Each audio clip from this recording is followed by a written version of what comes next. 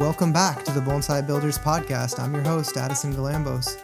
For our final episode of the year, we're doing something a little bit different. We've spent this time interviewing masters and builders, but now it's time to turn the spotlight inward and look at my own journey. Joining me today is the very first person I spoke with on this podcast, my friend Jeff Ammons. He's here to hold my feet to the fire and help me conduct a bonsai performance review for this year. Jeff, thanks for taking the time to go through this with me. Absolutely. Glad to be here, Addison. Hopefully it won't be too rigorous here, but I thought it'd be fun for everybody to kind of hear a little bit about your practice, what you've been learning, what you've been growing, and flip the script, as it were. Cool. So we're going to go through a bit of a structure, but I actually, before we talk about your bonsai practice and so forth, I actually just want to talk about the podcast because that's why we're all here. So just for a few minutes on this, if you'll indulge me, I'm curious. So you've now recorded 20 episodes since August. Very impressive. I'm glad I remember chatting about it and you're sort of saying, I want to try this, see how it goes. I've been enjoying it. I'm a few episodes behind, but only like 2. So I'll catch up this week. I'm curious though, which episodes have most resonated with folks? Do you have any kind of view counts or anything you're willing to share? Yeah, for sure. So, I've been blown away by how many people have tuned into the podcast. I was going to be happy with, maybe 5 people listening, like just my friends that I'm making this for and stuff like that. But it's been super successful beyond my, wildest expectations there. A few episodes have kind of stood out. I did an episode with Jonas very early on in the podcast on the bonsai ecosystem. And I think that has the most views to date. I think that one has something like 800 or so downloads or something like that, That's awesome. Right? Which is crazy to me. I was like, whoa. Yeah. And then the episode with Eric did really well. And then I just released an episode with Ryan Neal that I expect will do very well. Though, awesome. It only has had a few days to. Yeah. That's the one I haven't listened to yet. I'm excited to get to it though. That's cool. That's great to hear. Did you have, what has surprised you about recording the podcast? Anything stand out? I've been surprised by, I've been a part of the bonsai community for a while now, and I've always been searching for kind of that thing that helps me connect with others in a way that feels really authentic. And I've tried a lot of different things. I've tried making some YouTube videos. I've tried making lots of different attempts at like Instagram posts and Instagram reels and different types of content on Instagram. And this has felt the most genuine and authentic to me. And it's just been so fun to connect with someone at a show and they're like, oh, I've really enjoyed your podcast. Like this is, you talked about this and that really resonated with me. I have that exact challenge in my practice. Like that type of interaction has been really gratifying to me, and is like scratching that itch that I want, that I kind of was missing with just posting things on Instagram. So yeah, sense. I've really enjoyed that. Where are you getting kind of the most engagement? Is it like that in-person thing where it's, people you run into? Are you actually getting any social media engagement? Yeah, so I urge sometimes at the end of episodes, I tell folks to reach out to me on Instagram at Teeny Trees, and I've got a lot of engagement through there, actually. I always really enjoy and really appreciate when folks reach out and give me encouragement. That's definitely kept me going and, gives me that extra push to get the episode out each week. The other thing is, in person at like different shows and events. But I've gotten lots of people reach out to me and suggest a topic or are a good like candidate for an episode themselves. And that's been very helpful. So I always really appreciate that. Awesome. That makes sense. So folks listening, you find them at Teeny Trees. I'm curious from just a practical, like how are you getting these out every week? Like, have you been able to hone in what works, what doesn't work for kind of practice? I'm most curious on your audio setup, what you figured out there. Yeah, I've been getting much better, I think, since the first episode or the first sets of episodes. I recorded kind of the first 3 and released them all at once. Yeah, what would have been the main changes? I've been using the same mic since the beginning, but I've added some software on top of that helps me take out background noise while I'm recording, which has been helpful. That's like a recent addition in the last few episodes. Having that noise gate to really take out some of the kind of hustle and bustle from the street or just the cat running around is good. I got a boom arm, like a mic boom arm. I'm not using it this second, but that's been helpful. I've upped my game in terms of editing a lot since the beginning. I used to just kind of put it into Riverside and then, whatever pops out. But now I'm getting much more dangerous in Audacity, this kind of free editing software. And been watching some YouTube videos about how to make the voices sound better and things like that, and do certain specific audio editing. So all those things have kind of changed over time. Also, one other big thing is I added an in-person recording setup. So now one-on-one, I can record in person for events and things like that. And I've tried that a few times and it worked really well. So Nice. Those are the main changes so far. Awesome. Well, I look forward to hearing. I think I've noticed the editing getting better and better. I'm excited to hear some of the in-person recordings. I think that's a good idea. Like pull somebody aside at a show, or if they're traveling or you're traveling. I think it's nice to be able to connect in person as well. Speaking of like future guests, do you have anybody who's on your list or your hopeful list for next year? I just connected with Hugh Grant from Australia. And actually, it's funny, my second largest audience is in Australia. So I thought that would be a good episode. But one topic that came up when I was chatting with him is like the idea of the photo finish to bonsai and whether that's important or not important to the actual bonsai creation process, right? Because it takes a lot of additional work to make that really good 2D look, like really clean look for a tree. And so that's a topic we'll get into in the future. But I'm also really excited to talk to Adam Toth. I've been trying to get him on for a while, so that'll be good. I'd love to have Bjorn on too. So and as well as Peter T. So those are a few guests that I'm really looking forward to. Excellent. Yeah. Well, good luck getting them all in. That'd be great. Okay. Done with the podcast. Let's talk about your bonsai practice now. I think it's what everyone's here to hear. I wanted to mention one more thing actually on the Please podcast. I'd love to get your thoughts on this. And just for everybody listening, like Jeff has been a manager of a lot of people, and so is really good at the performance review aspect of things. That'll definitely come out here tonight. But he's given me guidance in my personal career outside of bonsai, and so that's why I thought he'd be a really good fit to kind of help me through this kind of format tonight. So, yeah, one thing I was thinking about, and I'd love your thoughts on, are I've had a few people reach out to me recently about sponsoring the podcast. And the goal of the podcast has never been about monetization, but I've been thinking about whether or not some kind of, there are things that I could put money, like right now the podcast is very bootstrapped. Like it's essentially very low cost to like maintain and run, right? I'm not taking in any money, but I'm not really spending a lot of money either. Most of it is kind of sweat equity of the time I put in to make things sound good. But yeah, there are certain things that I could do, even if I'm not intending to make money with the podcast. There are things that I could invest monetarily into the podcast to improve, right? Like, getting a better website and paying for hosting, or getting a better mic, or like sending mics to the participants, right? So they have a better audio experience. There's all sorts of different things that I could invest money into, and like sponsorship would be a potential way to fund that, right? And so, yeah, I'm curious on your thoughts on like if that makes sense, or how you would think about that if it was your own podcast. I think probably similar to what you just mentioned. What goes through my head when you ask that is what's possible? Like what could you spend money on that would make the podcast better? What's your goal with the podcast? And does it facilitate that? Like obviously if someone gave you a bunch of money and you bought a Lamborghini, like that'd be cool for you, but it doesn't necessarily make the podcast better.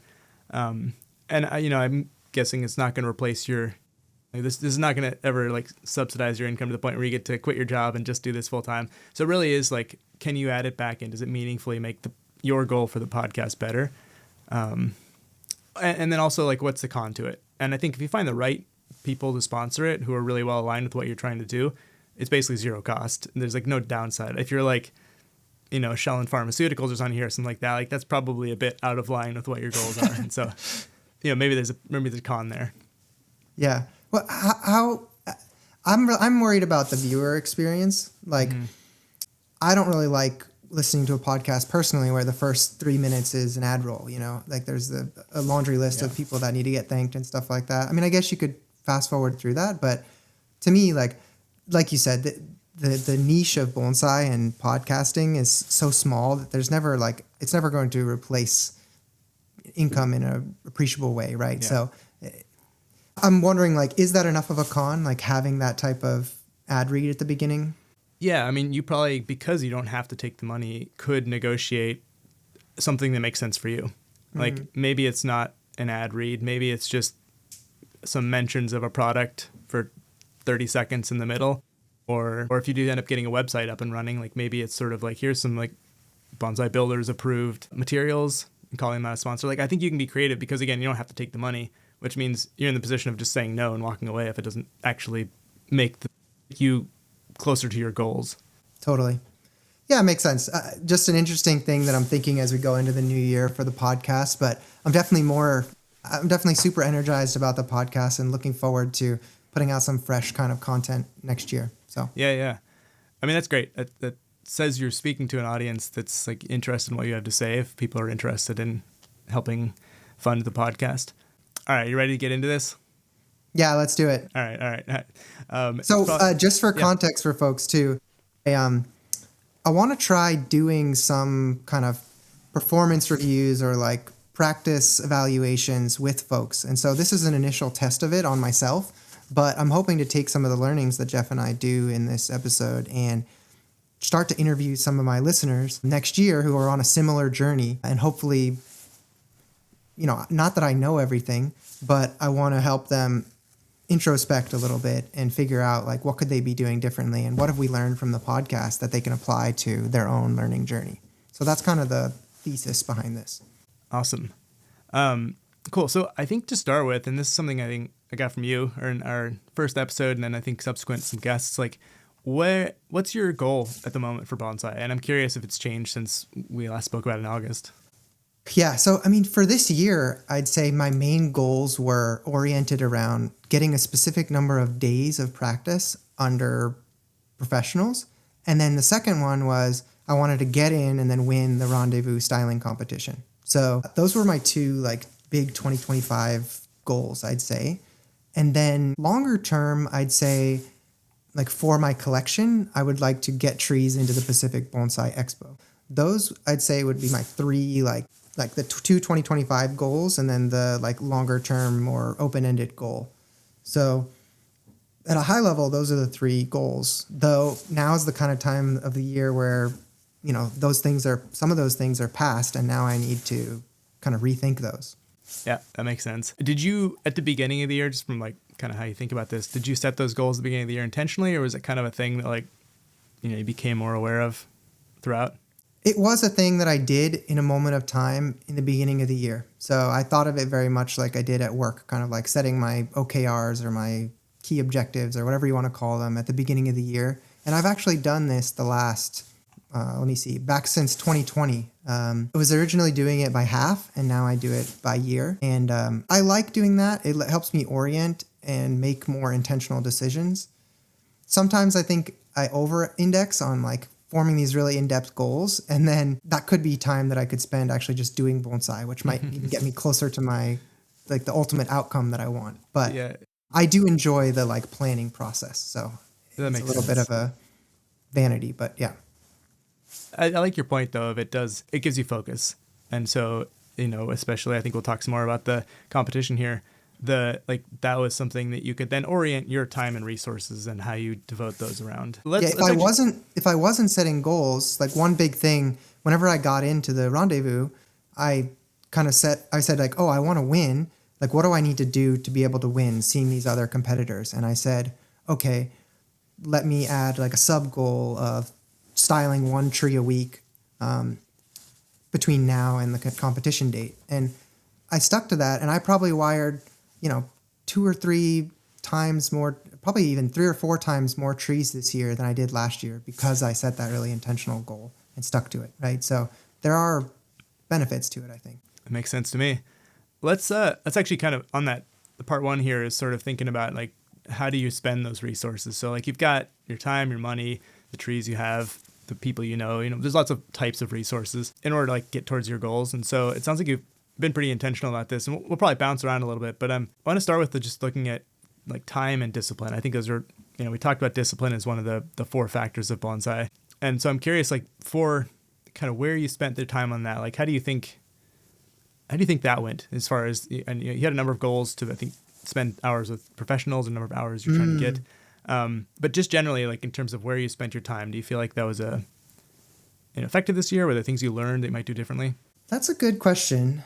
Well, one thing, because of the styling competition and that impetus, I probably spent at least double the number of hours doing bonsai this year that I did the previous year. So, I I think any time spent moving forwards is good. I don't know if I'm at the point yet where I'm spending so many hours that, I can like misspend hours. To some extent, it's like if I'm doing bonsai and like progressing, I think I did a lot of really good hours this year of like real honest to goodness bonsai work. And by that, I mean like wiring trees fully and styling them. And like my hours were not fluffy this year. I had a lot of very like, it wasn't hanging around, sitting around defoliating a tree. And that's the only thing I did for the day. It's like, I really got a lot of good hours in both on my own practice as well as on other people's practice.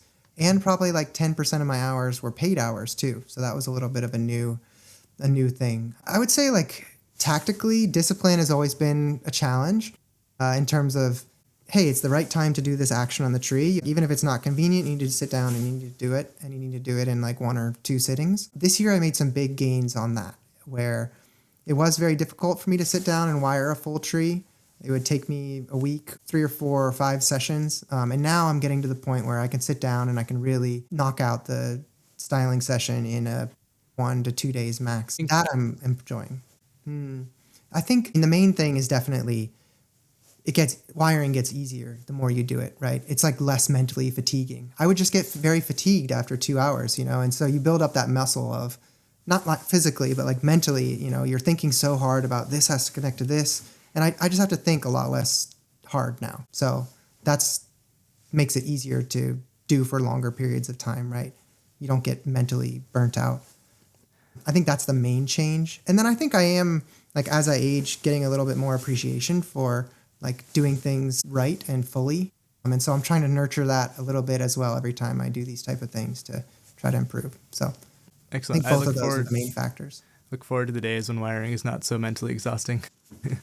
It gets better. It definitely gets better. It's good to hear. I'm curious, do you have any like ballpark on how much time you spent doing bonsai? Either like monthly, weekly?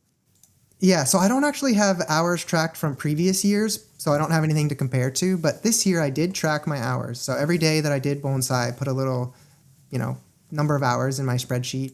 And I totaled it up, and it's 329 and a half hours for this year.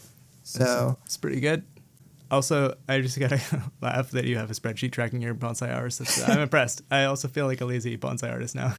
Well, somebody, you're going to be even more impressed. Somebody recommended that I move to Notion. So it's like there's all these like automations and fancy things. Yeah. So I created a Notion tracker and I'm using that next year. So we'll see how that goes. But it's even more, now there's like legit databases. So instead of me going and manually adding up all the hours, I did it in Google Docs, not in Google Sheets. I had to like manually add up all the hours. But next year I'm just going to be able to total the column and see it. So we'll see if that helps at all or not. But That's funny. Yeah. I'm curious. So if we think about like kind of improvement in like any kind of art or skill, or whether it's sports or music or something, is oftentimes the concept of deliberate practice, where it's like doing the hard things, like playing through a song that you know really well doesn't necessarily make you better at that song. Playing through the couple of measures or couple notes, transitions that are challenging for you over and over again, that's the deliberate practice. It's uncomfortable. Do you have a sense in bonsai for like going forward where your deliberate practice time will need to be? Yeah. This year I was really focused on technique and on wiring specifically. And to really push myself to do that, I would just go somewhere and like go to Adams, go to Ryan's, and go to Sam's, and I would bring a tree and then I wouldn't leave until it was finished. And so whenever you change your mindset to like, okay, I got to get this done, it's not like I can just pick it up, then that helped push me a lot, and my wiring improved a ton.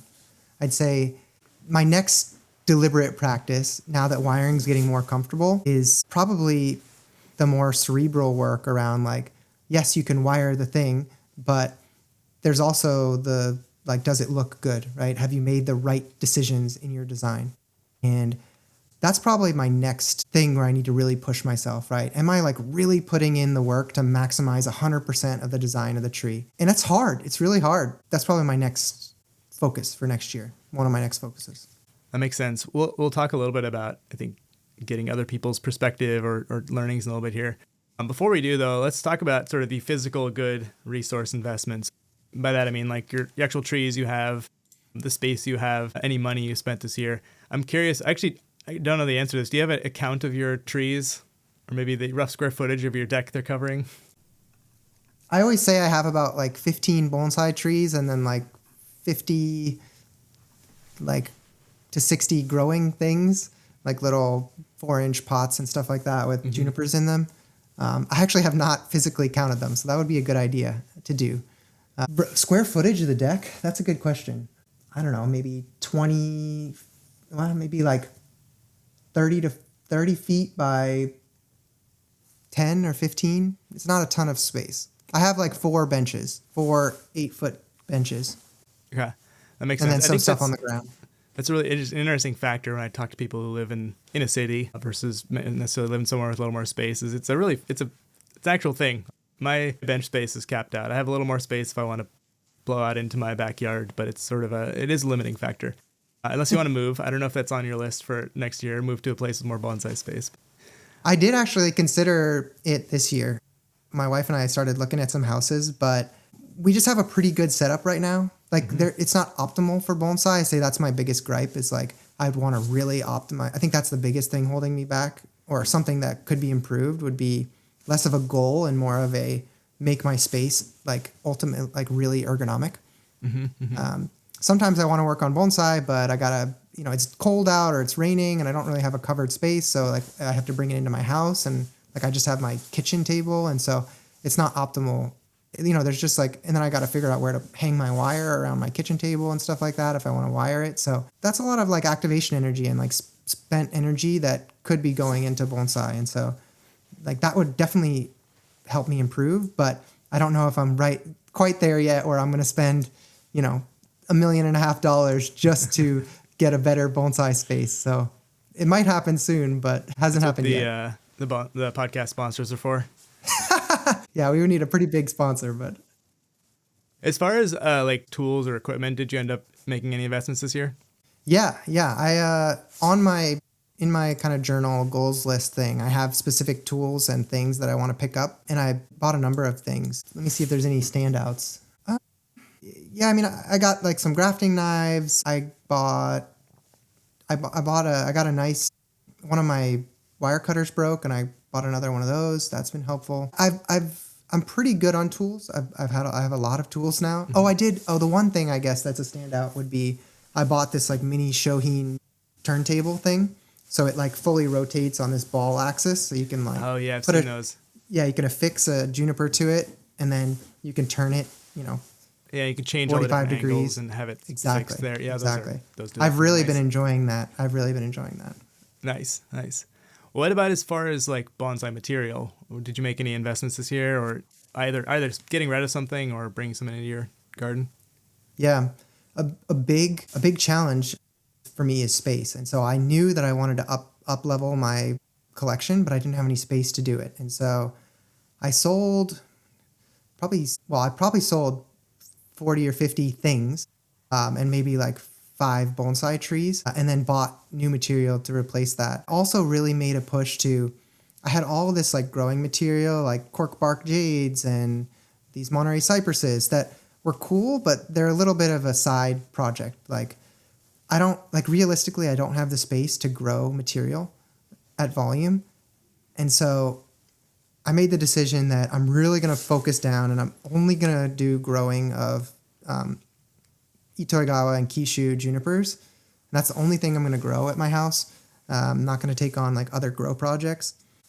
And then, I just like narrowed down. So I only have those as grow projects now. And then everything else is bonsai trees. Interesting. What was the thought process behind picking those two? Whenever I went to Gafuten in Japan this year in March, I just really, really loved the Shohin juniper material that they had there. And, it really just struck a chord with me, and I wanted to be able to make that, or I wanted to be able to have that. And we just don't have it in the US. So if I want it, I have to grow it, and better to start now than in the future. So I've been buying material this year very specifically to have things in the whole gamut, like the full journey from cutting to, finished tree, like Shohin Kifu size junipers. So, and then I've been studying with Adam Toth, and He's just got tons of them in all stages as well. So that's where I've been getting all my learning on like, how am I going to make these into Japanese quality Shohin junipers? And so, yeah, I'm really excited about that. It's a really deep pursuit. Like there's a lot of really cool techniques and things to dive into there. And I've been having a lot of fun with it, and I've been learning a ton from Adam. So yeah, I guess it's just like I've decided that that's one of those things that I'm going to specialize in and have one of the top collections in the US on. And so I'm doing what I can to make that happen. Cool.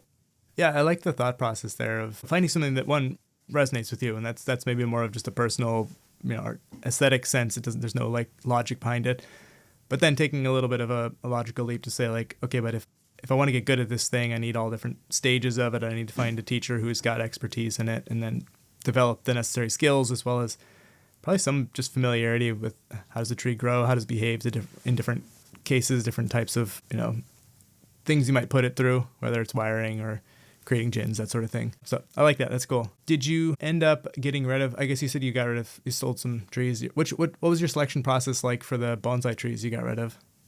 What was the process like? Yeah, I guess more from how did you decide those are the trees you wanted to let go? I brought them to class at Adams and he said, get that out of your collection. No. I mean, he did, but I think you kind of know, right? Like I know that the $15 Sabina juniper that I bought at Lowe's 3 years ago, like it taught me a lot, but it's never going to be a top class bonsai or not in an appreciable time frame. And so I just decided to kind of be a little bit ruthless, even with stuff that like had a lot of sentimental value to me. And I haven't regretted selling any of those trees, even stuff that had sentimental value. It's not like I'm thinking back like, oh man, I wish I really still had that tree. Like once it's out of the garden, you totally forget it. And I can focus on the better trees that I really want to put more time into. It's also like you work on a tree, and if you're not excited to work on it, then that's also kind of a sign for me personally. Yeah, that's good. Yeah. I have a couple trees that you're right. Like I know they're not trees I necessarily want to own, but getting over the hurdle of like, well, I've had this for like 4 or 5 years and I've been keeping it alive for that period of time. There's some investment in it, but that resonates with me. The thought of like, I bet if I got rid of this, I would not think about it again. So anyways, you can bug me about that in a couple months if I actually pull the trigger or not. Yeah. I mean, you've been making some big moves to improve the quality of your collection. From my standpoint, it's definitely noticeable. So you've got some heavy hitters in there now. Yeah, I got a lot of work. I just picked up a redwood, which is part of what Addison's referring to, and it's got, redwoods. They're a lot of work. It's pretty sizable. I don't know if I'm fully aware of what I've signed myself up for, but I'm excied to see where the next couple of years go. That's a good tree, though. Yeah. Like expo quality. Should be fun. Another thing is Andrew Robson, in my conversations with him, he's been really good at helping me orient around like expo quality as a bar for putting trees into my collection. And so it's very easy to look at trees and just know like, hey, this is not expo quality or this is expo quality, and then use that as a barometer for things I need to sell or things I don't need to sell. And not that everybody has to do that, but for me, I want to have that like 15 to 25 tree curated collection, and you need to have some sort of bar that determines what the minimum quality should be for those trees. And I think for us in the U.S., and especially in our area, that's a good bar to have, is the expo. Yeah, I like the clarity of kind of you're having a goal and then making decisions that sort of forward that goal. I remember bringing a tree to an Adam Toth workshop maybe a year or so ago, and the first question he always asks with a new tree is like, what do you want this to look like? Like, how big do you want it to be? What quality tree do you want? Like, what are you willing to invest in? And I hadn't actually thought about it for this tree, and I just like paused and like, I actually have no idea how to answer that question. Like, I probably need to go think about it some more. And so it's hard to know what to do with the tree or with your collection or with your practice if you don't actually have a clear direction, or at least it doesn't even need to be crystal clear. Like yours is probably much more clear than many folks. Mine's a little more vague, but it's still like having any sort of goal or direction in my practice has been helpful for me to say like, oh, actually, yes, I should get this tree or I shouldn't get this tree. Yeah, I did an episode with Jeremiah Lee, and I really liked how one of his goals for his collection was have the top 7, example of that species within his collection. I think that's a cool kind of orientation too, kind of similar to the expo orientation, but that was an interesting tidbit to me and something that I kind of want to steal for my own practice as well. Okay, on the slightly darker side, did you lose any major branches or any trees this year? That's a good question. I have really focused on having trees that are good in my climate, so I rarely have health problems. That said, I did collect a Utah juniper last year that, it still is technically, I don't know, there's still some green on it, but I don't think it's going to make it. Now, that would be like, it never did live. So, I think like my collection process was the flaw there. Mm-hmm. And something I'm going to improve as opposed to like my horticultural care afterwards. Though I think that is something that I'm looking more into is like, you, for example, had an awesome setup with those misters that were going off frequently. And so I'm working on implementing that for my newly collected trees as well. So I think there is more I can do there on horticulture. But I lost that Utah juniper. And then I did actually lose one branch on my like prize redwood to some kind of fungus. Well, I don't know exactly what it is yet, but they're like the kind of tips of the needles bronzed a little bit, and then that branch just like never grew, or like that section of the branch never grew foliage again. So I cut it off recently, and I'm spraying with my dormant spray fungicide shortly.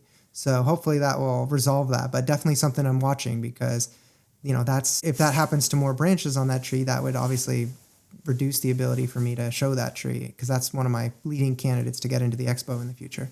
Yeah. Well, good luck there. I think that's always, I don't know, not fun when you get pests or fungus or something like that. Absolutely. Although good learning opportunity, at least in my experience, to go figure out what's going on. Yeah.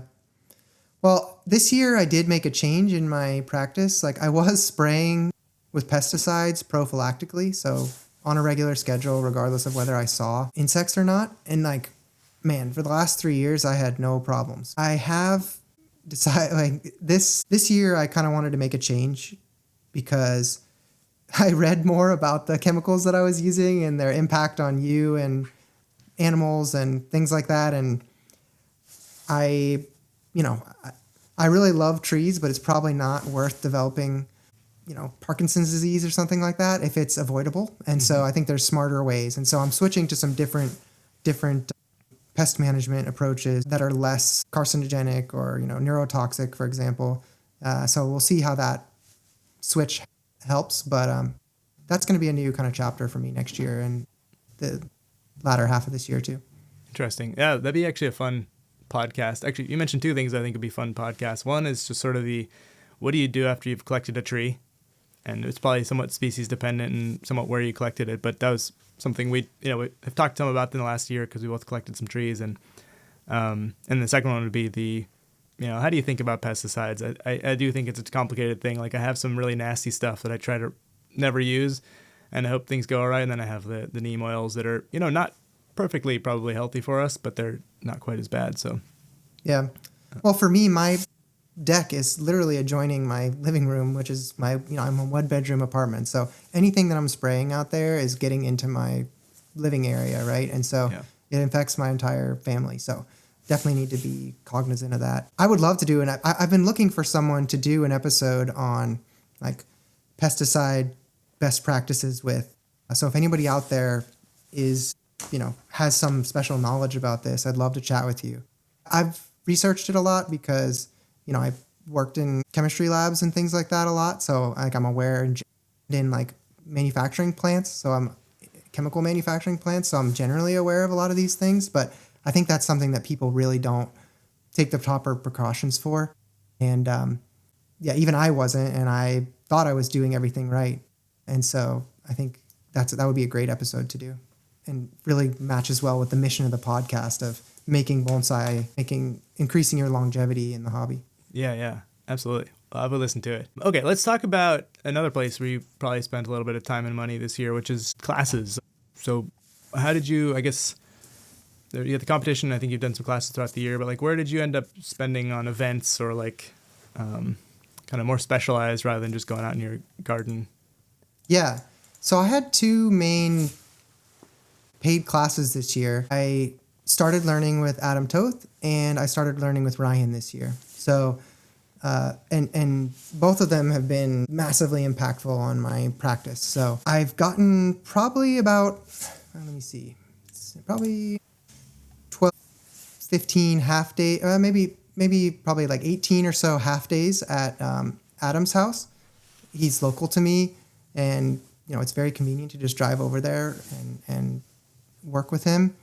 And then I've gotten 9 days up at Mirai, 9 full days up at Mirai.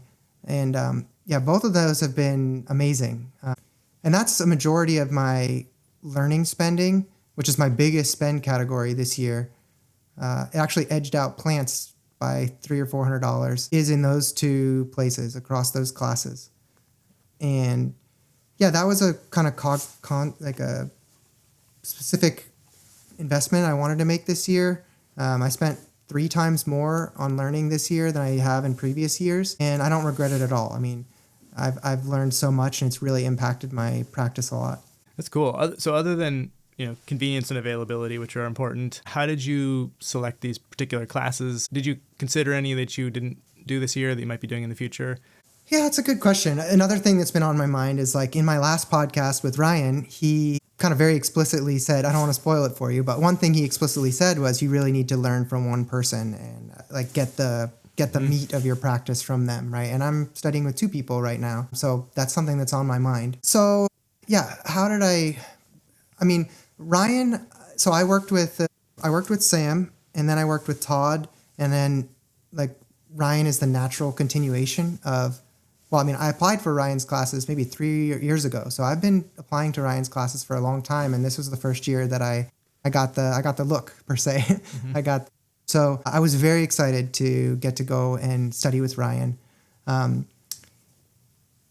It's been awesome learning through Mirai Live and then connecting that with physical practices when I'm studying with Sam and studying with Todd.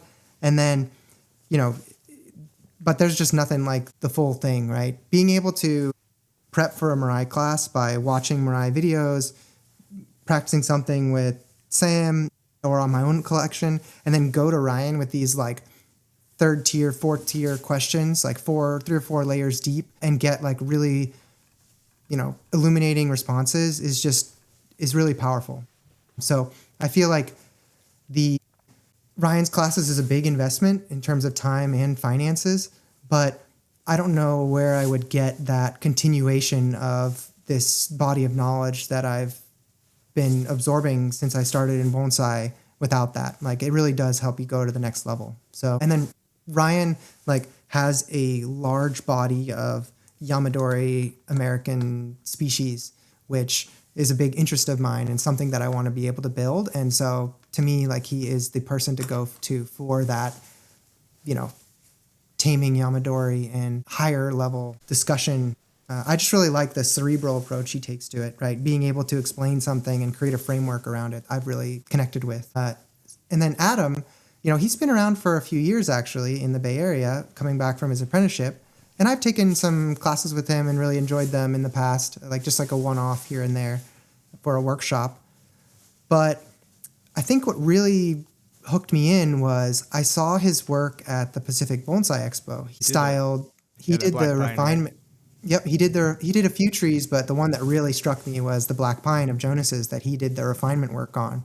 And I was like, wait a second, that's what I want to be able to do. And this guy's right here. Like, I need to look deeper into this. Adam started a Shohin group up this year. So, I went to Gafuten and found this love for Shohin, and, here he was right in my backyard with that combination of things. And so I started I committed to 6 months of classes with him through his Shohin group. And it's been awesome. It's been really, really awesome. I think Adam, I really wanted to work a lot with Shinpaku, and Adam has, 30, 40 different Shinpaku trees in his garden in all different stages that I can go and work on and get that really deep learning on every phase of development of Shinpaku, which has been awesome. And he just came back from Japan. That's his bread and butter. He's been working with that a ton. So each time I go there, I get to level up.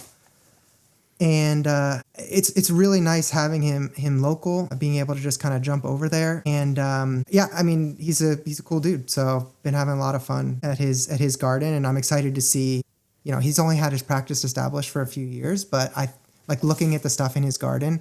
Everything's on the path to becoming a good bonsai, and I think you've noticed that from your classes with him too. Like he really gets things on the right path to building a nice compact tree, and definitely. How do you? So I was actually going to ask a question about the multiple teachers, because I think when you talked with Kaya, he also said something similar about like pick one teacher and really study that. I'm curious. Do you agree with that? Are you uncertain? Like where do you land at the moment?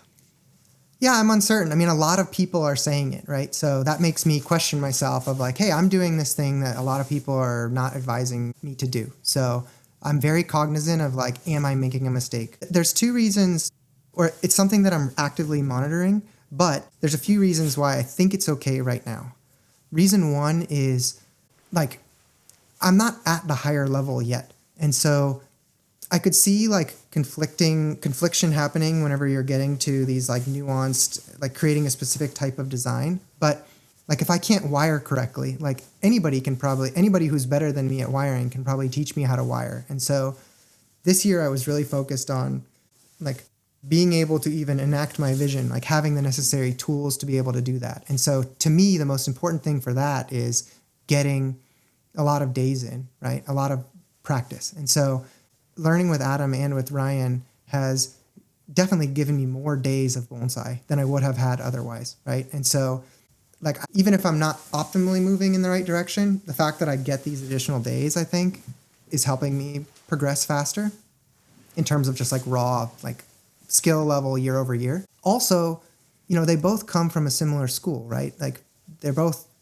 like Adam studied under Taiga, who studied under Kimura, and obviously Ryan studied directly under Kimura. So it's something I'm actively monitoring, though. I like both of them a ton, and I'm learning a ton from them both, and I look up to them both. So I hope that it doesn't become an issue, but it's definitely something that I have on my mind and that I'm thinking about as I move forward. Cool. I'll be curious to hear your thoughts in a couple of years from now on that. I find it confounding a little bit. Like it seems like if there's knowledge to be had, having multiple perspectives on it would allow you to then determine and challenge your own perceptions on things. But I realize because it's not necessarily just the science of it, there's an artistic perspective and so forth, that there probably is something to having, avoiding conflicting knowledge, although there's benefits as well. So I personally haven't taken enough classes with enough people to have opinions on it, but I'll be curious how your perspective evolves. Yeah. I like that they're both hard on me though. Like they both push me to be better, and like that's the main thing that's important to me. I mean, obviously I need to like the work of the people I'm working with, but I like that they're both pushing me to be better. Awesome. Kind of speaking about that, like people, I think is another area that I've, through my relationship with other people in the community here, learned a lot. And I'm curious, so like, how do you think about, your personal relationships? I mean, the podcast is probably a big part of that. Like, where have you found influences outside of specific classes for your bonsai practice? Influences outside of classes. Definitely like work I see on Instagram. So I follow all these different accounts and I see them post and I'm like, wow, that's pretty cool. Like that's something aspirational. I think that's something now that I'm focusing a little bit more on like what the design actually looks like versus just being able to like kind of wire like a monkey, like do some rote task and like making the cerebral decisions. I'm starting to build up more of a bank of like, okay, I need to save this photo and add it to my bank of like, this is what's possible, or this is how it should look at the end, or like these are the different options. So that's one thing, definitely Instagram. I'd say my biggest influences are definitely like the gardens that I visit, right? So whenever I go over to Jonas's house, whenever I go over to Adam's house, whenever I go over to Ryan's house, whenever I go over to Andrew's house, like that's where I'm getting the most direct inspiration, I'd say. How do you, obviously, like we're lucky to be in the Bay Area. There's a lot of people around here with high level gardens, but for people who are listening that might be elsewhere in the country, like how have you thought about or made connections with people? A lot of my connections have come through the Bonsai Club. I don't know that the club is the most effective for direct learning, but absolutely for making connections and learning. And I've actually connected with a lot of people just through Instagram. So Like that's where I met a bunch of the people that I have met up with in Japan and things like that. So, just reach out. Like people are super willing to chat in this niche kind of, everyone's just excited to have somebody excited about bonsai. That's one other thing I'll mention is the last 4 years I've gone to Japan every year, and that's a big source of inspiration too. Definitely like going to Gafuten, going to Kokufu, going to Taikonten, seeing that caliber of tree is really what pushes me to find that caliber of tree here in the US and find out who's making them and how, and that's drives a lot of I want my trees to be that level. That makes sense. If you had, let's say, 25% of the money to spend or the time to spend on bonsai, let's say just the money first, like how would you choose to spend it differently than now? I'm just thinking like for the listeners out there who maybe, are young, starting their collections, like how would you suggest they think about spending their resources? That's a tricky question. I would say probably today about, let me see here, what is that? Like 20% of my budget was spent on pots and display items. And that's great for like making a long-term collection, like buying these fancy, antique Chinese and yada yada. But that's probably not necessary to make good bonsai. So that I probably, on one hand, it's like to me, whenever I go over to Japan, these are like rare resources that probably are not getting produced in the same volume as they were in the past, right? Or are not as accessible as they were in the past. And so I think of it as like, I want to invest now so that I have these things in the future. But if I was going to cut spending, that could definitely be it. I also spent maybe 10% of my budget on, or 10% of my spend was on like travel to Japan and stuff like that. So, you probably don't need to go to Japan and see exhibits to like improve at bonsai. So that could be cut out. Something that I think there's probably,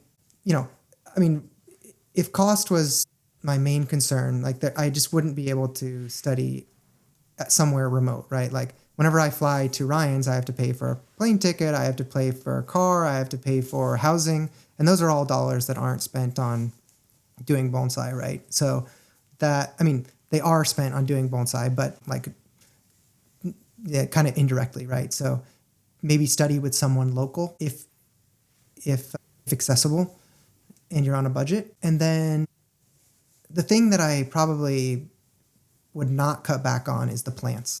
Each year I've kind of like raised the dollar amount of like the base tree that comes into the garden.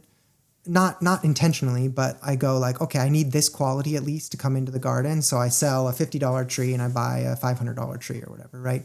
And so I think there's probably some kind of sweet spot where there's like, you can definitely find deals, right? But there's some minimum price. Like whenever I'm getting Yamadori from Bob Scheiman, like I'm spending $900 to $1,500 to $2,000 on like one of the best in class trees in that species as a redwood or something like that, right? And so as a raw material. So like the fact of the matter is there's just like a minimum cost sometimes if you're not collecting it yourself to good material, and that I wouldn't cut back on. That makes sense. That resonates with me too. I think I started off, starting some seedlings, just keeping things alive.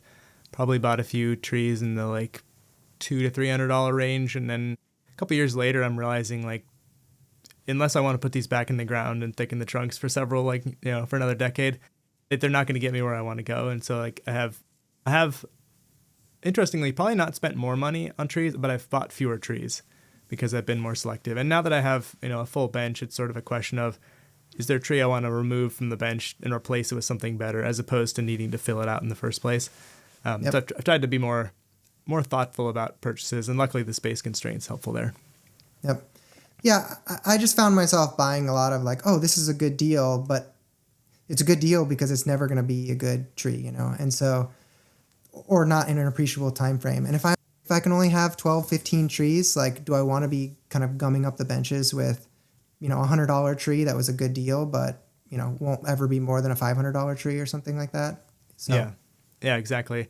And like, to be fair, those trees were great at the time I got them. I have one. I still have one that was black pine I got at an auction for $300, and it needs a lot of work. But the great thing about needing a lot of work is it's requiring me to understand the techniques for how to grow black pines and how to condense them back to, when they've gotten a little out of hand and leggy. And so like, that's a great, like I, in a sense, paid for that tree to teach me something. And at some point I may get rid of it and upgrade, but for now it's doing its job.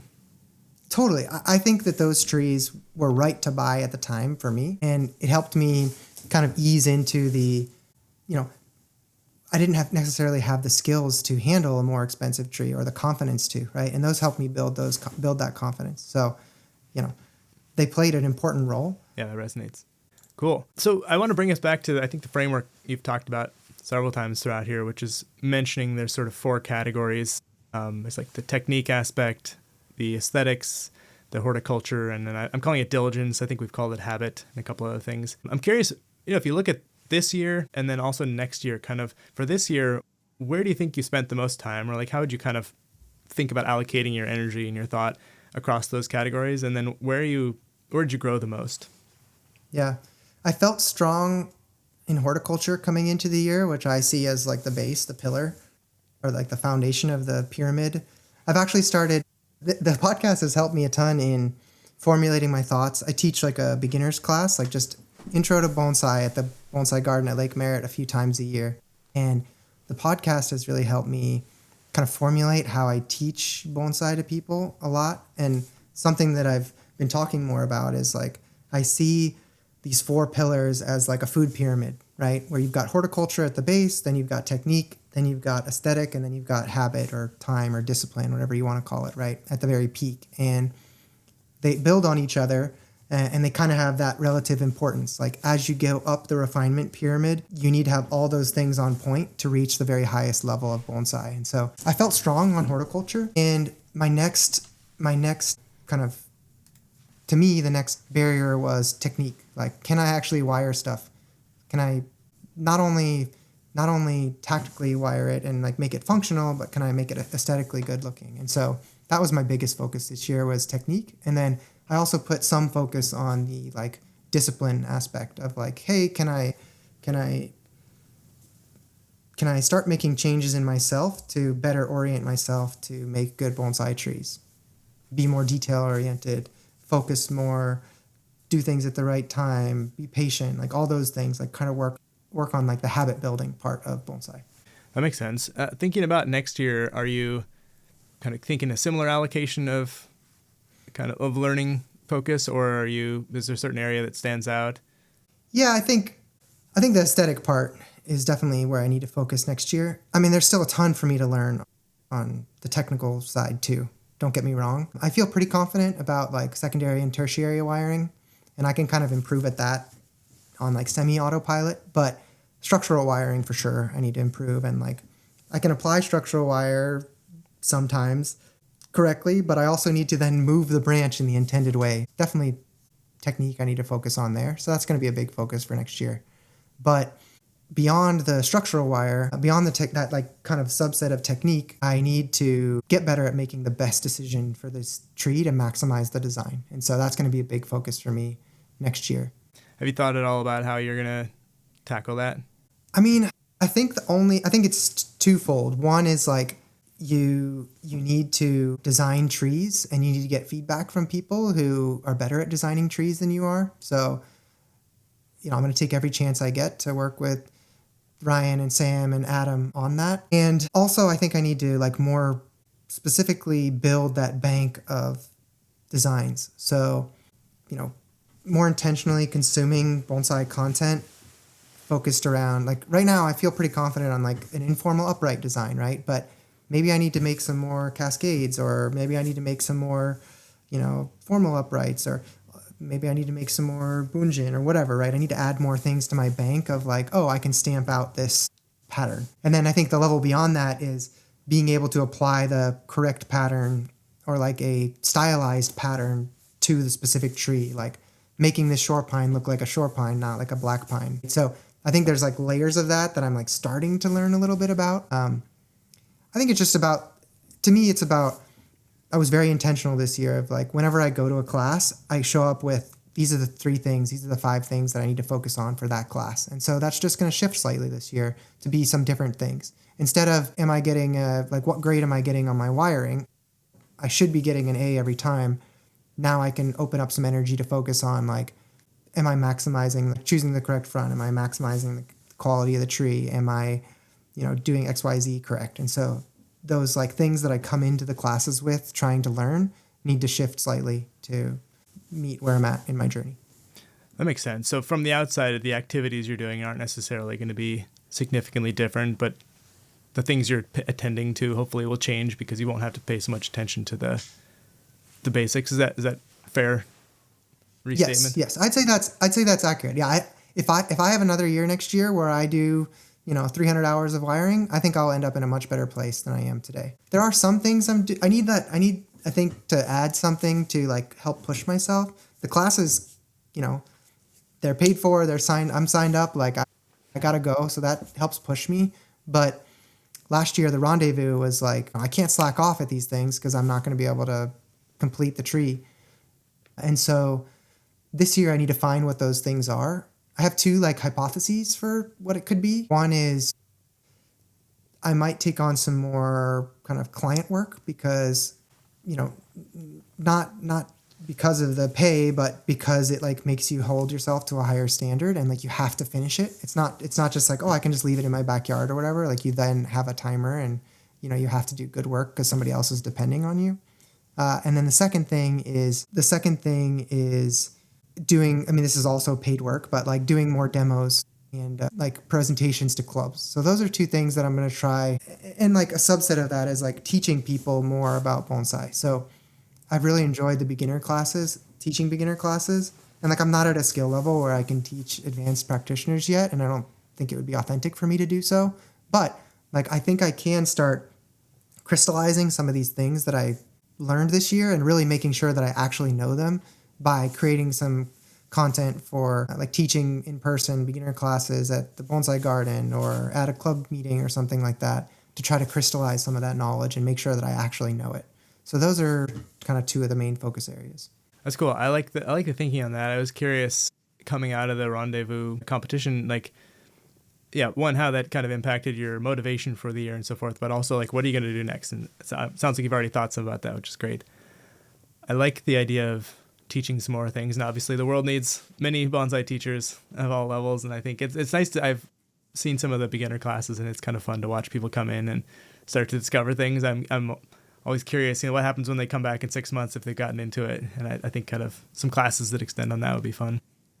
Yeah. We had a ton of people join the club after the beginner classes that any of the instructors teach at the garden, and they're still with us years later. So it definitely can hook people. That's awesome. I feel like the podcast too is a good contribution to people who are interested. Like it certainly, I think, increased my amount of time I spend thinking about bonsai because I'm just, listening to it while I'm working out or whatever. And then I'm like, oh, I need to get home and take care of this tree, or maybe I should rethink about, my tree selection. Should I get some nicer trees, that sort of thing. So I appreciate that. I would love to know if you have any, maybe just give me your 2-minute version of your year in review, any kind of learnings for you and like what you're looking forward to next year.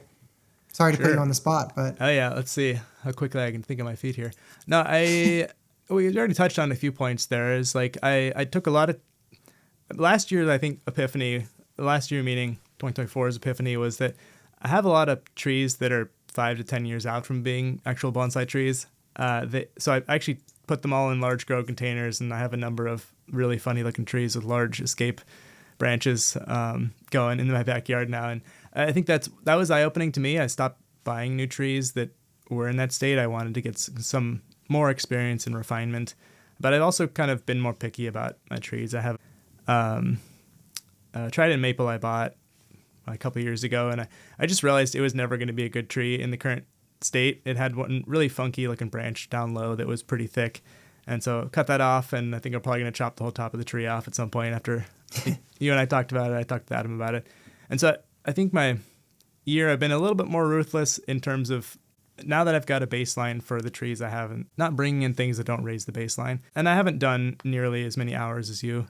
Sort of here and there, tried some new techniques though. Because this trident maple is new to me, this is the first year I did any defoliating, and just seeing how that went was really interesting. It's kind of scary the first time you cut all the leaves off a tree and you hope they come back, and they did several times. It was a pretty healthy year. I also added a lot more fertilizing, sort of horticulturally speaking. I think that was a pretty big improvement to just my ability to get lots of healthy growth on trees. And I had recently gotten some black pine, so it's the first year doing decandling and seeing that process. So I'm, more slowly progressing just because I don't have as many hours to go, but I do feel like if I go compare myself last year to now, I've definitely learned some new things, done some new techniques, and I recently picked up some juniper that needs some styling, just some nursery stock, just as I think sort of inspiration from hearing you do it so much. I think I'm excited to try it out. I haven't styled anyone since the one you and I styled like 3 years ago, and so it'll be a good aesthetic practice. I think that's also kind of,